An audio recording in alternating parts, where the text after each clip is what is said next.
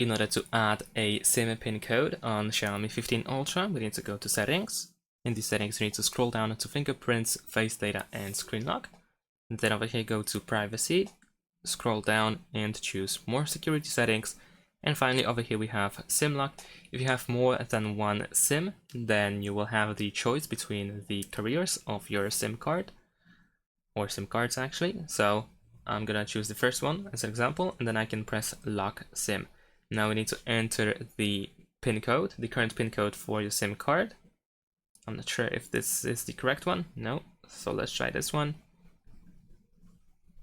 Let's wait for the text to disappear. There we go. Press OK, and there we go. So now we have added the pin lock for our SIM card. Of course, if you want to change the pin code, then you have the option right now here. Once this option is enabled, you have the access to that.